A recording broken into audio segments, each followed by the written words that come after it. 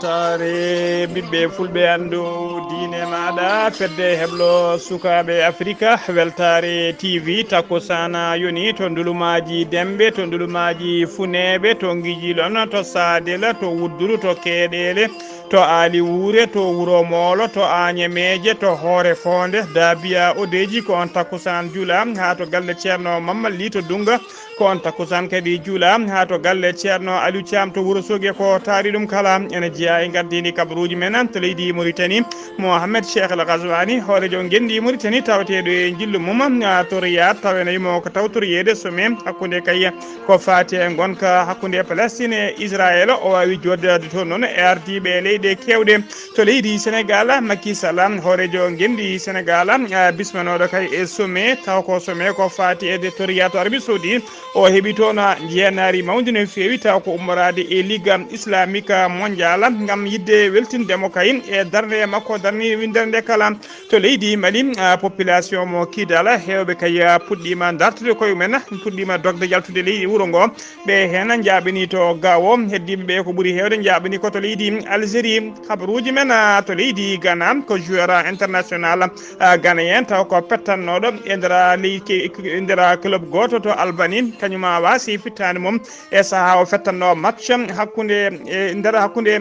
stade hakkude tigui terrain ko hen wasi fittade makko kedde afrique ma en kettoroɓe no musidɗo men Alassane Oumar Mbodjam kabaruji men jolam jaɓeri ma jaa ha to leydi France to leydi Ukraine to leydi Inde ha to Palestine bisimilla mon e kirki hotodirte joni piren pacciren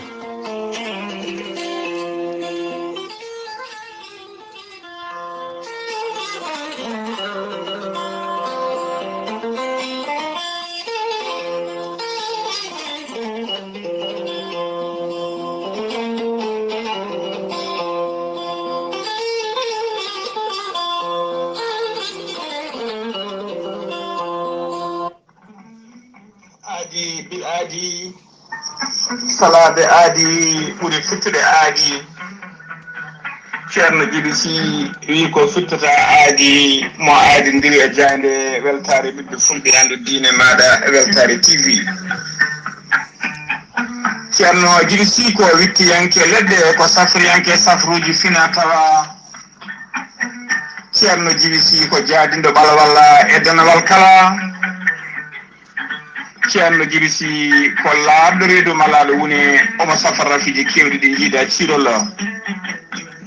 ceerno Djiby Sy Allah min luɓirimo gandal e mbawka yaltinde dendagal mborosaji yoga e mborosaji tawateɗi nder reedu neɗɗo tawa ko mborosaji walla rafiji ɗi neɗɗo foti oppirede o rokkuma leɗɗe so tawi a waɗi no wirmani dendagal ɗin mborosaji jalta ha laaɓa ha jira guite ma tawa oppiraki reedu ma sekaka ceerno Djiby Sy ne jogui leɗɗe e fannuji kewɗi omo safra rafiji kewɗi ne jiiɗa cirola omo jogui leɗɗe e fannuji tati hen fannu goto so tawi a ƴetti leɗɗe ɗe fodde sappo e tati rafini yalta e ma ha laaɓa fannu gaɗɗo so tawi a ƴetti ɗen leɗɗe fodde sappo e jeenayi rafini yalta e ma ha laaɓa fannu tataɓo waddete koye gawri samme walla gawri ndemiri woni suuna so tawi a waɗi no wirumani rafiji kewɗi ma yalta maɗa ha laaɓa ha jira guite maɗa ceerno Djiby Sy ne yaranɓe rewɓe ronkuɓe sowade rewɓe dartoraɓe e rewɓe sattoraɓe dewɗe kala ceerno Djiby Sy ene safara rafiji kewɗi taw ko rafiji worɓe rafiji goragu guila yawɓe yitade koye mumen ha yawɓe musidɓe tedduɓe ha jippiɓe leece kala e on fannu ceerno Djiby Sy ne jogui leɗɗe biteɗe muuɗa hirda ƴetta ɗum joni jiya golle mum ha no hannirtini ceerno Djiby Sy ko labde reedu malaɗo woni so tawi wayannama ka miskino safruma ha mbiya len tawa hay mbuɗa yoɓani so wona noon taw ko wonduɓe e rafiji ɗiɗi woni jano borgala walla mo cheikneji bahlidi hoore mum ceerno Djiby Sy ko bawɗo listihara ko inde nene ma dokkatamo o haala ko woni nder ma ha o mbiya yoni kala jiɗɗo waɗnede listihara noon to mbawɗa wonde e leydi e continent kala to mbawɗa wonde listihara ko ujunna ko temedde ɗiɗi walla ko temedde nayyi woni tigui 2000 francs medde nayyi mbuɗu sappo e jeenayi rafde ha jippiɓe leece kala e on fannu ceerno Djiby Sy ne jogii leɗɗe biyeteɗe muuɗa hirnda ƴettat ɗum joni joni jiya golle mum ha no hannirta ni. ceerno Djiby Sy ko labde reedu malaɗo wune so tawi wayannama ka miskino safruma ha mbiya len tawa hay mbuuɗa yoɓani so wona noon taw ko wonduɓe rafiji ɗiɗi woni janowo borgala walla mo seydineji bahlidi hoore mum. ceerno Djiby Sy ko bawɗo listihara ko inde ma inde nene ma dokkatamo o haala ko woni nder ma ha o mbiya yoni kala jiɗɗo waɗnede listihara noon to mbawɗa wonde e leydi e continent kala to mbawɗa wonde listihara ko ujunna ko temedde ɗiɗi walla ko temedde nayyi woni tigui 2000 francs medde nayyi mbuɗu woni 2000 francs CFA. so tawi ko wonɓe nder leydi Mauritanie ko ujunere mbuɗu uguya. ceerno Djiby Sy ne jogui numéro mum Wave e numéro Orange Money koye o numéro ko numéro tawi numéro makko appel so tawi a waɗi hen haalis ma yetto ha no hannirta ni. numéro o mbatta ko 78 128 35 98. numéro makko WhatsApp ko leydi Mauritanie mbatta ko 00222 47 22 80 84. ceerno Djiby Sy ne jogii base e nder Nouakchott base makko ne golla ha no hannirta ni. tawiɗen min yi ko bawɗo golle ɗe ene wiye ceerno Alassane Sy. ceerno Alassane Sy numéro mum téléphone ko 32 62 04 99.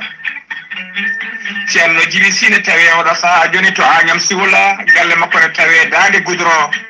so tawi ummiɗa ko Wourossogui aɗa fayi Dakar ko dabar galle makko ndewata. so tawi ko Dakar ummiɗa aɗa fayi Fouta ko dabar galle makko ndewata. ceerno Djiby Sy ne andini dendagal kilineɓe mum kala to mbawɗa wonde e leydi e nder Sénégal e mbawɗa wonde kala so tawi on pamodiri leɗɗe maɗa hay sa arani ene wawi yettade ma ha no hannirta ni. ceerno Djiby Sy ne andini dendagal kilineɓe mumma wonde leɗɗe kese pul ngari. ɗen leɗɗe noon ene wajje ko ittata ko seero dendagal wonduɓe seeroji leɗɗe ɗe ittata ko seero ha laaɓa itta dendagal ñonkoto gonɗo e nder reedu neɗɗo ha reedu mum hecciɗa ha kadi ne safra dendagal rafiji goragu e rafiji bayɗi noon kala. ceerno Djiby Sy ne jogui leɗɗe kese mbaddete koye jippata ko seeɗa mbadda e ataye. ɗen leɗɗe kadi ene kecciɗina reedu ene ɓeyda goragu ene ɓeyda ndewagu ene itta kadi dendagal ñonkoto gonɗo e nder reedu neɗɗo. ceerno Djiby Sy kollaɗo reedu malaɗo wune mbadden dando faade makko.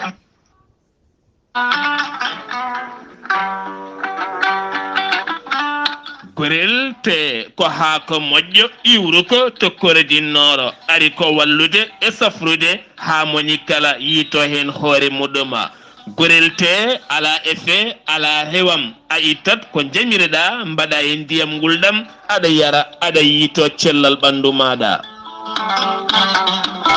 hewɓe hutortoɓe gorel te kolliti gila tan ɓami yarde gorel te dañi hen aafiya mawɗo no feewi. hewɓe hen fonnoɓe oppirade yogay ñabboji woni hen wurno ko poɗɗe kono hande o ɓe mbi'i alhamdulillah. gorel te ene safra yogay ñabbuji jangtaɗi eɗi jangtaka kala. an joguiɗo AVC jogui cardiaque ƴiƴam dogata e ɓandu mum ɓandu wuleur jaaɗoru janowo joguiɗo diabete yogay ñabbuji goɗɗi kala sa jokkodire gorel te ma wi alhamdulillah. sa yiɗi andude ko jangta e gorel te jahata koto site mabɓe internet a mbaɗa www.gorelte.com ma jangan hoorema kala. sa yiɗi jokkodirde e tongoɗe gorel te so tawi kotori sa tol gonɗa to galle ceerno Yahya Ba mbatta ko 77 780 30 85. so tawi noon gonɗa koto wuuro teddungo Madina Gounas Amadou Sambalo ha to Tamba kala 78 119 00 65. so tawi gonɗa koto Galoya e ko taari ɗum kala jokkodirta koye Aissata Touré mbatta ko 77 218 09 98. so tawi noon gonɗa koto aslem jokkodirta koye Mamadou Demoya mbatta ko 78 289 03 90. so tawi noon gonɗa koto Pikine jokkodirta koye Amadou Isman Diaya mbatta ko 77 426 68 04 so tawi noon gonɗa koto Guédiawaye jokkodirta koye ceerno Saliou mbatta ko 77 288 51 80 so tawi noon gonɗa koto leydi France jokkodirta koye Haruna Gayda mbatta ko 06 50 99 64 43 musidɓe tedduɓe gorelte e jeese men eɗen daña jaam kettode kaburuji mon e ɗemngal pulaar Afrique, Asie, Europe, Amérique, Moyen-Orient, Océanie. jam ñalle mon musidɓe tedduɓe eɗen gone aletta sappo e ɗiɗi lewru jolal hitande ujunnaji ɗiɗi e nogas e tati habruji mon e ɗemgal pulaar e sawte he ko musidɗo mon sehil mon Ghalii Abuu to karallagal ha mbawon yiide en to banggue nate e ɓosoje ko miñi men sehil men Saydou Abouba hono noon mbirɗen gardiɗi kabruji men koto leydi Mauritanie putorɗen Mohamed Cheikh El Ghazouani horejo gendi Mauritanie tawateɗo to Riyad e nder leydi Arabie Saoudite tawi ko jaaɗo tawtoroyede somme hakkona somme ɓe mbiyata arabo islamique taw ko batu joɗanade kay joɗinongo aseta hankito Riyad ko fati kay e gonka hakkude Gaza Palestine hakkude muɗuma e leydi Israël o heeɓi fattage noon kanko hoorejo leydi ndi joddade e yewtidde ardiɓe leyɗe kewɗe toon to Arabie Saoudite to taw ko leyɗele arabeɓe hewɓe e joɗi e dawtorede e leyɗele goɗɗe o wawi joddade mumen tawi ko arnoɓe tawtorede oɗon somme aseta hanki o joddima en audience e nder jippudu makko to Riyad lamorgo leydi Arabie Saoudite o joddima toon e président du conseil présidentiel libyen biyeteɗo Mohamed El Menfi ɓe jewtidi ko heewi ko fate jokkodiral moƴƴal hakkude leydi ɗiɗi woni hakkude leydi Mauritanie e leydi Libye e ko fati e gonka sous région e ko fati kadi e alhaali régional e international kala ko noon kadi aseta hanki o kanko Mohamed Cheikh El Ghazouani aseta hanki o subaka o heeɓi joddade kadi toon to Riyad e hoorejo leydi Tchad hana Mahamad Idriss Déby Itno ɓe jewtidi ko heewi ko fati kadi hono ko yewtidi e oɗon taw ko hoorejo conseil présidentiel mo leydi Libye ha joni toon to Riyad kanko Mohamed Cheikh El Ghazouani aseta hanki o heeɓi kadi joddade e émir di Qatar hono Tamim Ben Hamad Al Thani ɓe jewtidi ko heewi ko fati e jokkodiral moƴƴal hakkude leyɗe ɗe ɗiɗi e tawtora noon jonde ɗe ndeɗon jonde tawtorama ɗum directeur du cabinet du président de la république hono Mokhtar Wul Ndiaye wondude e jaagogal kalfinade ko fati e gueɗe caggal leydi e jokkodiral leyɗele woni ministre des affaires étrangères Mohamed Salem Wul Merzoug ene tawtora jonde nde kadi jaagogal kalfinaɗo ko fati e finance biteɗo Isselmou Mohamed Mbadi wondude e jaagogal kalfinaɗo ko fati e mine e énergie biteɗo nani Wula Chourouk to banggue Qatar ko ɓeɗo woni tawtoraɓe jonde ɗe hono biteɗo Mohamed Ben Abdourahmani Ben Yassima Al Thani on ko premier ministre mo leydi Qatar wondude Saoud Ben Abdourahmani Al Thani on ko ministre des affaires étrangères woni jaagogal kalfinagal ko fati gueɗe caggal leydi e jokkodiral leyɗele mo leydi Qatar wondude chef de diwan de l'émiro hono biteɗo Abdoullah Ben Mohamed Al Khulaifi wondude e chef de sécurité d'état mo Qatar ɓeɗon mbawi tawtorede ndeɗon jonde ha joni ko leydi Mauritanie keddoɗen aseta hanki o laamu Mauritanie e jaamu Mauritanie wondude e laamu Arabie Saoudite ɓe cifodiri sifande ko fati kay e encouragé e protégé investissement mutuel mbaɗoji hakkude leydi ɗe ɗiɗi to banggue leydi Mauritanie noon siifi ƴetti kuɗol ngol sifde sifande nde ko ministre des finances mo leydi Mauritanie biteɗo Isselmou Wul Mohamed Mbadi so tawi koto banggue Arabie Saoudite ƴetti kuɗol mabɓe siifi toon noon nden sifande ko jaagogal mabɓe kalfinaɗo ko fati investissement hono biteɗo Khalid Al Falih ko ɓeɗo tigui woni sifodirɓe ɗeɗon sifande ha joni kabaruji men ɗemgal pulaar sen ummima to leydi Mauritanie koto leydi Sénégal paɗena to leydi Sénégal marina national woni koninkoɓe halfinaɓe nden ka e kisala kerimaje kaɗeɗe leydi Sénégal ɓe teɓima ɓe koliri wonde ɓe teɓima laaɗe tati ta ko laaɗe ndiyam jollunoɗe temedde nayo e jeetato sagata 408 temedde nayo e jeetato sagarta ko wonnoɓe ɗanne suuɗeru yinnoɓe kay natoyde Europe ko laana noon marina mbiyeteka waalo wonno ko kay e patrouille mum woni wonno ka e orndere kañum tigi teeɓi ɗiɗon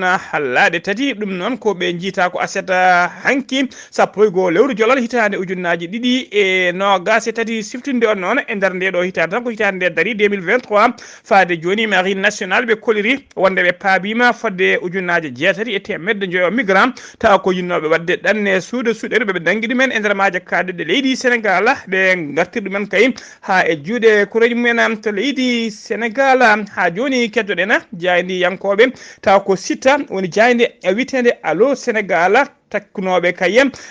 ministre Mambay Ndiang ko fati kay ko wite les affaires des mœurs e nder émission moɓe goto moɓe jooɗi noon avocat Mambay Ndiang noon portino déposino plainte portinoɓe plainte déposino on plainte to bureau ji procureur parquet o noon nawino dossier plainte o e juuɗe chef de digue woni division d' investigation criminelle yo enquête uddite hen waɗi noon e nder enquête o noon hewɓe naggam mbiyama te aseta hanki on ko ɓeɗo noon woni fuɗɗiɓe nanguede hono biyeteɗo Moussa Diop on ko technicien jani woni site o wondude goɗɗo ne wiye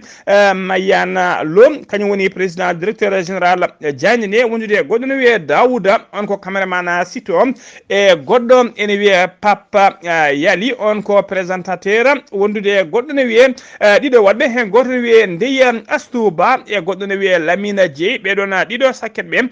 ɓen ko jayndiyankoɓe ɓeɗo noon puɗɗima wiyede teɓe oɗo saaha joni tawe juuɗe digga woni division d' investigation criminelle ha joni ko leydi Sénégal keɗoɗen teskama jeere witede marché Sobante woni jeere mawde tawtede nder Kaolack jeere nde noon hollirama sumi toon kantinaji kay ko famli kala fodde kantinaji nayyi cumi hen cumo kulɓinigo no fewi anda ko noon taw jaaru bonande nde no foti teskama tan noon sapeur pompier en gaari hen ko ɓuuri yawde e yeccade mbawi kadi darade darde faydude no fewi heɓe mbawi ñippude cumu ngu oɗon ñalawma kadi teskama nden ñalawma cumu waɗi jeere teskama kadi cumu waɗino e nokku to wiyete ancien gouvernance mo Kaolack ha joni ko leydi Sénégal keɗoɗen to Riyad lamorgo leydi Arabie Saoudite Macky Sall hoorejo gendi Sénégal yehino toon nawnomo toon noon heeɓi toon jeenari taw ko jeenari paydude no fewi woni tigui prestigieux prix tawi ko fedde witede ligue islamique kañuma rokkimo ndina jeendari aseta hanke sappo e goo jolal hitande ujunnaje ɗiɗi e nogas e tati koye juuɗe secrétaire de ligue islamique mondial hono biyeteɗo docteur Mouhammeden Ben Abdoul Karim Allah Issa ko kañuma tottimo ndiɗon jeenari Macky Sall noon holliri tigui weltare mum mawde no fewi o jarni kadi o jarni kanko Macky Sall roi woni kananke mo leydi Arabie Saoudite hono roi Salman Ben Abdel Aziz Al Saoud ko noon kadi o jarni son altesse royal hono prince Mohammed Ben Salman o jarni dendagal commission fedde nde kala tawi koɓe ujunere e temedde ɗiɗo savant woni gandom koɓe ndendi oɗon commission taw kamɓe foof ko jooɗiɓe ɓe kawri kay ndiɗo jeenari ala kanduɗo hen so wona Macky Sall ndiɗon jeenari noon Macky Sall holliri tigui o teddiniri jeenari ɗi dendagal ɓesgu leydi Sénégal kala o holliri noon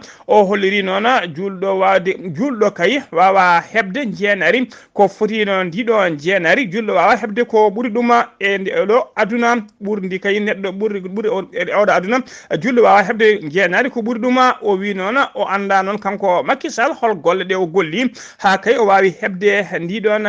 jeenari docteur Mohamed Ben Abdullah Karim kañum woni kolal kuɓala ligue mondial islamique o noon holliri tigui wonde o wimo kanko Macky Sall addanma heɓde ndiɗo jeenari kay ko darde ma e golle ma ɗe darenɗa kay darenɗa darde darenɗa islam e darde kay darenɗa dendagal golle moƴƴe darenɗa windere nde kala e settede moƴƴere maɗa ko ɗum saabi kay ha mbawɗa heɓde ndiɗon jeenari o holliri kadi kanko secrétaire général de ligue islamique o wonde kay ko ngolɗo woni gadanola ko fedde ligue islamique mondial ina itta jeenari kay rokkude goto ardiɓe leyɗele ko Macky Sall kañum tigui woni neɗɗo gadano kay heɓde ndiɗon jeenari kanko Macky Sall noon kanko Macky Sall kanko laati gadano heɓde ndiɗon jeenari o holliri hen weltare makko mawde no feewi ha joni ko leydi Sénégal keddoɗen capantati e joyi landa capantati e joyi candidat taw ko ardiɓe kay landaji gembiɓe oɗo saaha joni taw ko gembaniɓe yidde wonde horede leydi e sumgoji tijjadi en février 2024 ina no capantato e joyo candidat noon ɓe tafi tigui fedde taw ko fedde nde ɓe catal ngal ɓe inniri fit noon foof noon ko lundiyan kamɓe kala noon koɓe lundiyankoɓe tawa kadi ko lundiyankoɓe laamu Macky Sall fedde nde noon ngal ɗon cetal noon bitegal fitti ko front pour l'inclusivité et la transparence de l'action de la présentation de l'élection du 25 février 2024 ko darade kay darde mum ɗo mon ponno beele kay sumgoji tijjari en 2024 ɗiɗi sumgoji ne ndewa lawol hano hannirta ni e ɓe kolliri noon kamɓe kala noon ɓe addani ɓe sawte ndeɗo fedde kay ko yidde artirde ɓe démocratie leydi Sénégal ha tigui arta to wonno hanki tawa hande arani ɓe kolliri noon wonde guila Macky Sall ari e jappere laamu ɓe teskima tigui wonde démocratie leydi Sénégal ene yatiri ɓawo no feewi ɓe kolliri noon maɓe darono doole mabɓe ponno beele kay dendagal candidat ji ɗi kala ene mbawa jeeyede e sumgoji gam kay gemmanade sumgoji yidde addade leydi ndi ɓe kolliri kadi maɓe mbaɗa plainte mabɓe kay ɓe mbaɗi recours déposé to tribunal beele kay ene waɗe annulé décret mo Macky Sall siifi on décret noon ko yandinde kay addinoɓe Sénat woni commission nationale commission des élections nationales autonome yandinoɓe on commission taw kadi on décret ene suuɓi catala kesal ardiɓe oɗon ardiɓe Sénat ngal ɓe kolliri kadi ɓe kolliri noon ɓe kolliri noon maɓe jooɗo kadi ɗo e faade ko fayi arde kay maɓe jooɗo e dendagal syndicat ji leydi ndi kala yendude société civile en e partenaire uji technique e financier kala ɓe gandino ɗumen kaye gonka leydi ndi e fannu sociopolitique mo leydi Sénégal woni oɗo saaha joni mbaɗ kadi e rango seppoji ɗo e yeeso mbaɗ e rango faade seppoji nder jokli leydi Sénégal kala ɗina seppoji noon ko hollidde kaya mette mabɓe e nanggugol e kala saaha ɓen lundiyankoɓe hollidde kadi wonde no démocratie yatiri caggal e nder leydi Sénégal ɓe kollima ɓe tafa pelle taw ko expert uji ɓen noon ndewinto ko dendagal sumgoji ɗi paaɗiɗi kay beele sumgoji ɗi résultat ji mum enen ndewa lawol hano hannirtani ha joni ko leydi Sénégal keddoɗen jeen ha tokkidira jabɓuɗen musidɗo men seydi men Amadou Diop gawlo ɓalejo ko fate kay ko kewi oɗo saaha joni e nder kidira Amadou Diop assalamu aleykum wa rahmatullah sa ƴeewi collège baɗo no Amadou Diop weltare ɓiɓɓe fulɓe andu diine ma Ghalii Abuu a salminama juurama dendagal hettiyankoɓe ɓiɓɓe fulɓe to mbawi wonde foof en calmini en juuri ɗo hande eɗin ɗo e nder Bakel département hoore mum gonɗen ɗo hande e journée excellence mo gandanɗa hoore maɗa waɗi ɗum organisé ko iya woni joguiɓe affaire jangde nde e mo gandanɗa ɗon conseil département mo Bakel ɓe kolli noon hono oɗo ñalawma kam ko wayri wadde ɗo duuɓi 7 ko majji ɗo henna e hono oɗo kadi e wadde mana kadi wayri wadde ɗon eɗi gondi ɗo noon e mo gandanɗa ko président conseil départemental mo Bakel kanko ñalawma hande ko ñalawma mabɓe e ɗum gartan hen joni so Allahu jaaɓi e a jarama Dendi min beltanima radio Kidira eyyi hande min pottunoga sa nani excellence noon woni sukaɓe janggoɓe l'école tugui tan préscolaire ha janggoɓe arabe ha secondaire et lycée ɓurɓe wawde janggude saabi ñalawma o noon ko co-organisation entre inspecteur départemental de l'éducation kañum e conseil départemental minen dendini dooleji amen min mbaɗi ndeɗo ñalani hande no aɗa andi département de Bakel rawane BFM kañum e baccalauréat fof examen o département de Bakel waɗi hen résultat ji moƴƴi plus de 80%. Mi waɗino ni communiqué nelduɓe ɗum chaîne nationale pour jarnude jangguinoɓe kewɓe noon enen mbiyatno ko hasard kono hande hikka ɓe mbaɗi résultat ɓurɗo résultat rawane o. C'est pourquoi inspecteur Thiaw wi président mine yiɗi ano e maire uji ɗi enen fof ndendinen dooleji meɗen mbaɗen fête l'excellence min mbaɗi hen noon becce amen no collège Sadatu hande won waɗaɓe hen primé ɗum hollirta tan ko jangguinoɓe enen en mbawa yobbude e nde ƴettumi conseil départemental min tawi ɗo caɗele kewɗe école aji ngalamateli reprographie ko wiyete photocopie Sadatu naaɓe gimmotono ha Sadatu gara kiidira walla jaaha Goudir pour wadde photocopie alhamdulillah hande rawane joɗimi min joguimi ko école aji nogas e jeetati kono hande mbiɗa yaara e école aji sappo e joyi ɗi mbaɗmi équipé e nder département Bakel e amin jogui yakar inchallah hade mandat amen gasde donc peut être en 2024 walla en 2025 so Allah jaaɓi kala l'école gonɗo e compétence conseil départemental minen mamin mbaɗ ɗum équipé en matériel de reprographie oɗo fed noon min mbi de toute façon hitande foof mamin mbaɗ ɗum organisé hande mi rokkiriɗo photocopie ji mi rokkiriɗo risographe uji mi rokkiriɗo des tables de bureau won hen école aji ɗi ganduɗa sa naati e bureau ji munen hay table de bureau ɓe ngala pour hollude en tan jangde département mo Bakel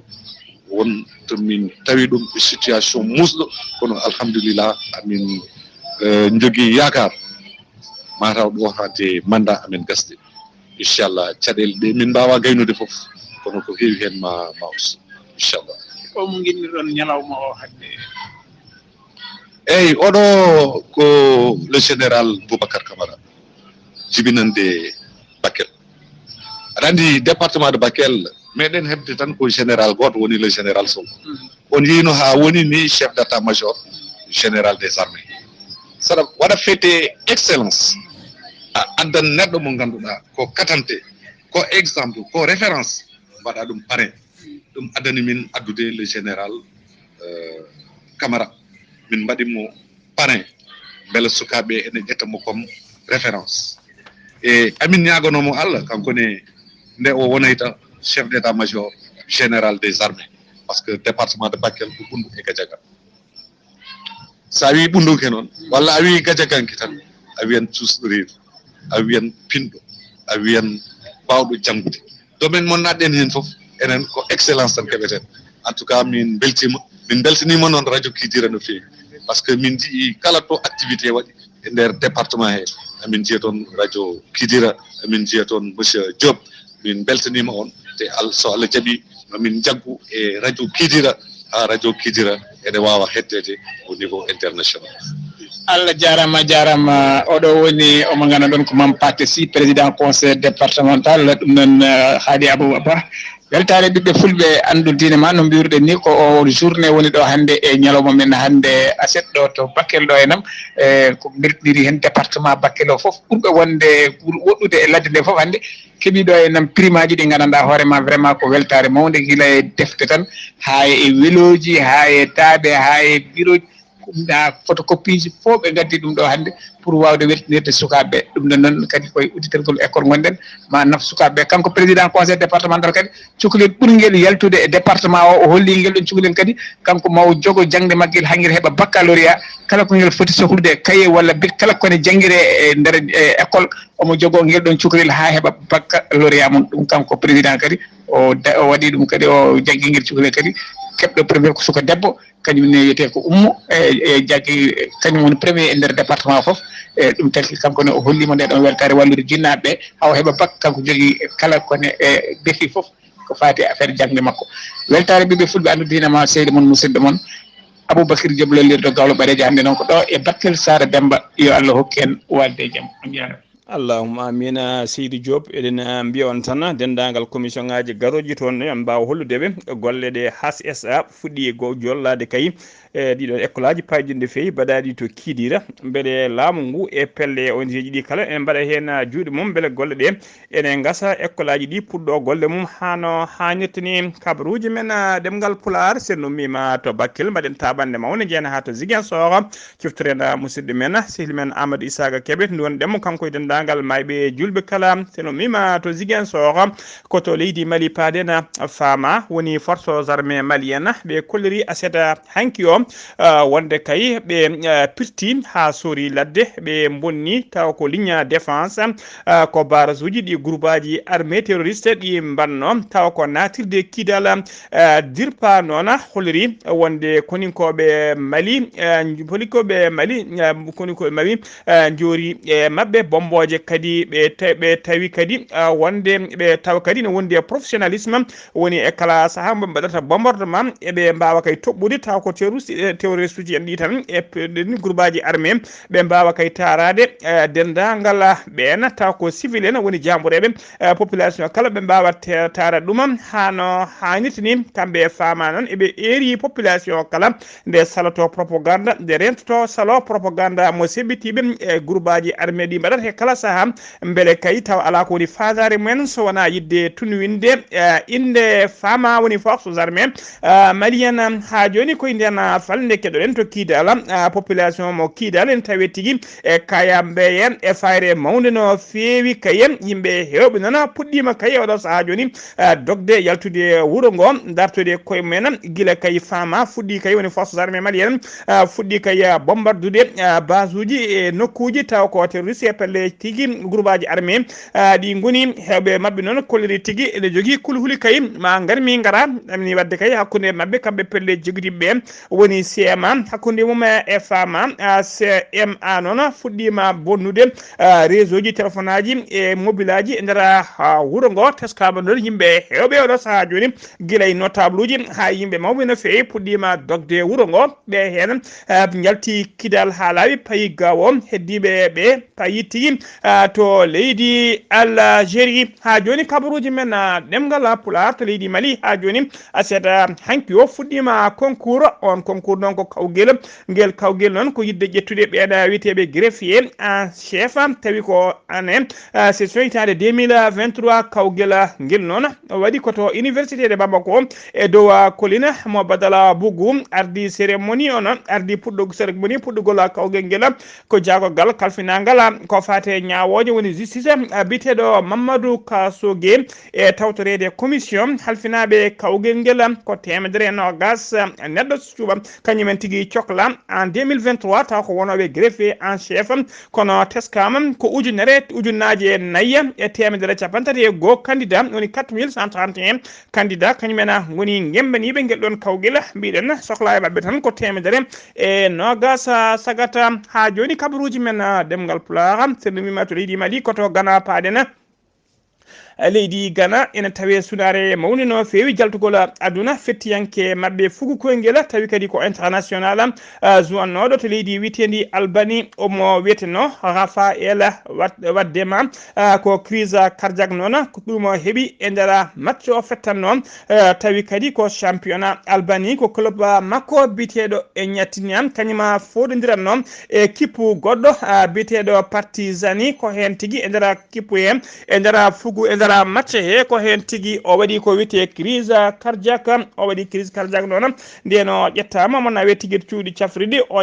yettudaki toon e wonki makko o yaltiri aduna ko duuɓi nogas e jeetati ko kanko wonno noon meilleur buteur championnat o saabu mo yaranno e loggi jeenayɗi o fuɗɗi loggude kadi ko keppu makko woni équipe mo jowanno kañum tigui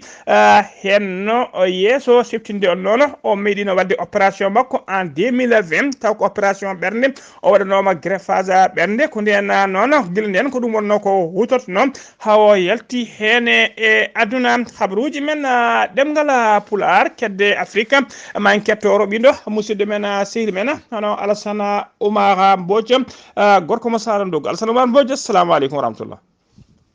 ay taala mo barkatu Ghalii Abuu ko tunguɗon dey e kabaruji men e dogre afrique ko e ñalawma hande o e oɗo ñalawma 12 lewru jolal ujunaje ɗiɗi e nogas e tati puɗɗo ɗon ko leydi hono Mali. Leydi Mali woni koɓe leydi ndi puɗɗima ɓallade taw kadi ko région mo Kidal o taw ko banggue rewo leydi ndi ko mbaɗi ɗi ɗon ene jokki ha hande ɗum noon ñande 12 lewru taw kadi ko jolal ujunaje ɗiɗi nogas e tati rébellion ngaji Touareg en hakkude mabɓe hunyankoɓe de Wuli Diaw no fewi ɗum noon ɓe gaari ha e ɗon taw kadi ko ɗo wuro ɓe goni ɗo to wuuro men taw kadi central ngo ɗum noon ko ɗon tigui ɓe jarata fadde noon toon to Kidal toon to Côte d'Ivoire oɗo dey kono Claude hono pivi dognoɗo e kaso mum ha hande dey e jiilaw ene jokki kono noon hono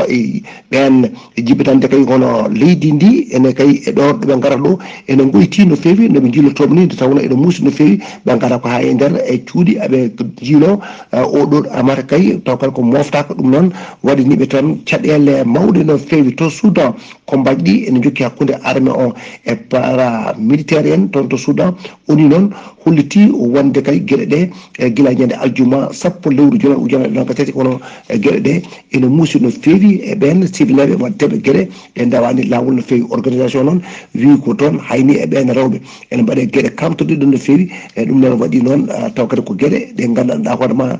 ko ndemani kono lawol ɗum waɗi noon ɓe mbi ha hande ene jokki kadi wadde ɓen taw kadi ko leñam leñamago toon to région mo Darfour ɗen gueɗe kamtoɗe ɗe goni toon Madagascar balɗe 4 heddi kay ko aɓe jaɓana wotiji gardotoɗo hono leydi ndi kono noon dey ha hande e caɗele nan toon hakkude ɓen taw ko lunnogo e laamu ngu ko garmi gara hakkude mabɓe e guila noon hoyre-biir 12 lewru jolal ujunaje ɗiɗi e nogas e tati RDC Congo toon to Goma sara mum combaji ɓurɗi tewedi musde kadi hono mbaɗima toon hakkude noon mouvement noddeteɓe hono d'autodéfense mo local de Vatalando wonde groupe armé mo 23 ɗum noon ɓe puɗɗima kadi avancade no moƴƴi ɗon ɗum noon ko gueɗe ɗe gandata hoorema yimɓeɓe puɗɗima dogde guure mumen gam kay yaɓande nokkuji goɗɗi toon to Gabon ko général Olinga Nguema kañum toon to Arabie Saoudite ko jano toon gam tawtorede oɗo sommet hono baɗanno toon o wawni noon yindirde e gardiɗo hono leydi Mauritanie Mohamed Cheikh El Ghazouani ɓe mbawi kay jewtidde e wone gueɗe ko ɓamtara tawata ko hakkude leydi Gabon e leydi hono Mauritanie ɗum noon ko ɗo maro kabaruji men ɗi kaaɗi taw wonno kadi ko e dande musidɓe noon Alassane Oumar Mbodj gorko mo sanɗo gam weltare ɓiɓɓe fulɓe andu dinama fedde heblo sukaɓe Afrique weltare Ayawo TV.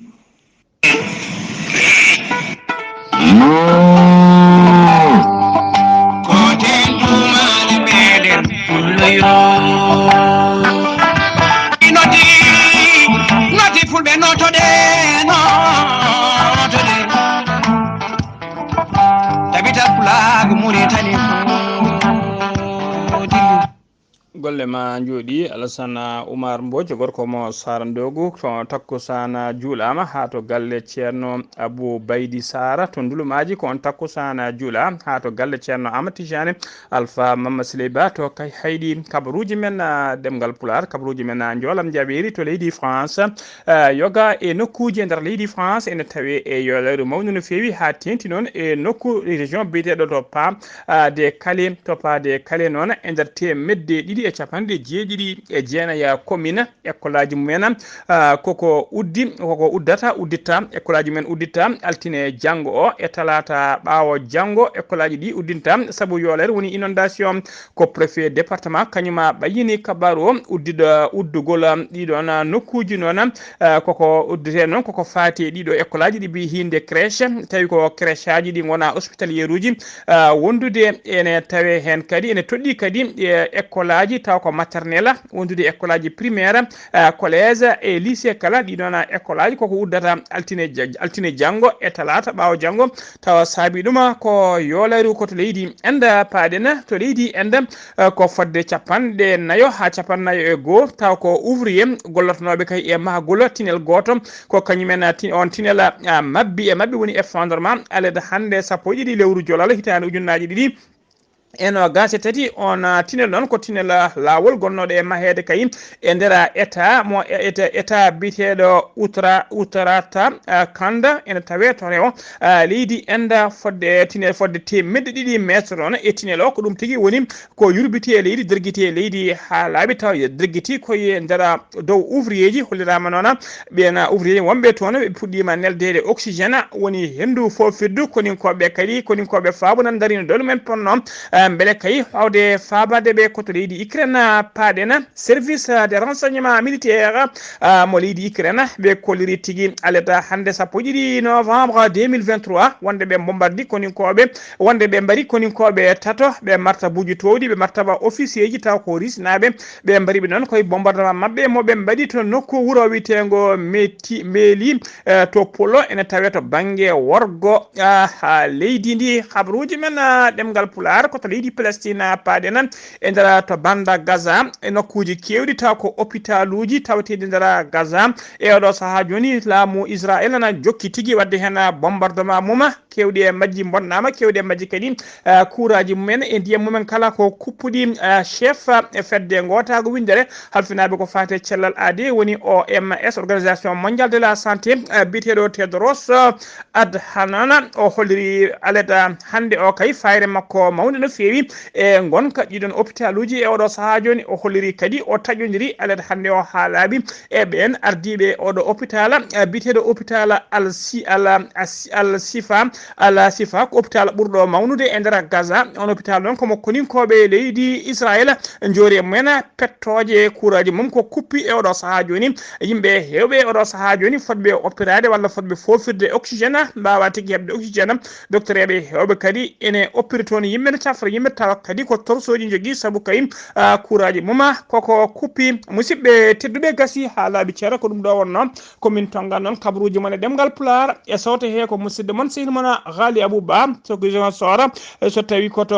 tawi noon musidɓe tedduɓe koto kiidiɗo ko gawlo ɓalejo ene nangane robino kabaruji men robi kadde Afrique ko Alassane Oumar Mbodj so tawi ko kaɓɓirɗe ɗe ko Saydou Abouba ketki malaki jaam yo jaam Allah jogo mi jogo on